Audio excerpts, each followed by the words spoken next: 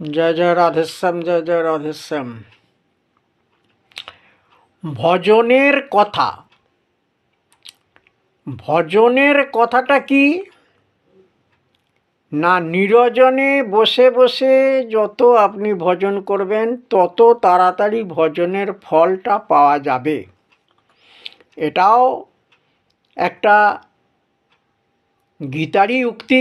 গীতার সপ্তদশ অধ্যায়ে 16 নম্বর শ্লোকেতে ভগবান বলছেন যে মনঃ প্রসাদ সৌম্যত্তং মৌনমাত্র বিনিগ্রহ ভাব সংশুদ্ধিরিত্যে তপ মানসম উচ্যতে।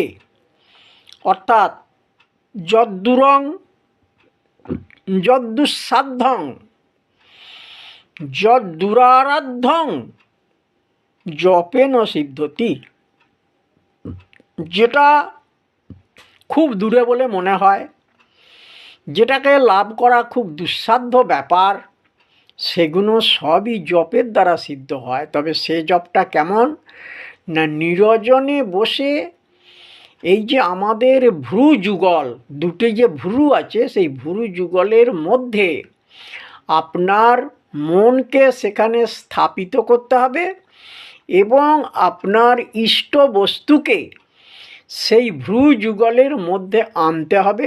এনে একাগ্রচিত্তে মৌন ভাব অবলম্বন করে মনের শুদ্ধ শান্ত পরিচ্ছন্ন ভাব অন্তরে জাগরিত করে যে ধ্যান করা, সেই ধ্যানেতে তাড়াতাড়ি ইষ্টপ্রাপ্তি হয়ে থাকে।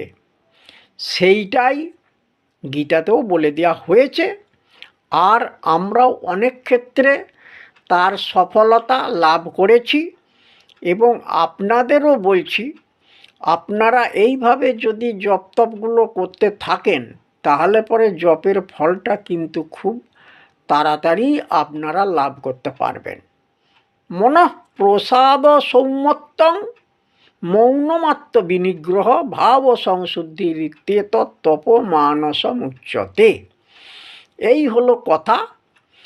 আর এইটাকেই লাভ করতে গেলে পরে ঠিক মতোভাবে আপনারা সাধন ভজন করলে নিশ্চয়ই সাধন ভজনে সিদ্ধ হতে পারবেন। যদিও এটা চলেছে কলিযুগ, কলিযুগেতে ভজন সাধন করা কত কষ্ট, কত শক্ত এবং ইষ্টবস্তুকে লাভ করা বহু কঠিন ব্যাপার। কিন্তু তবুও যদি আমরা ঠিক পথ অবলম্বন করে যদি চলতে পারি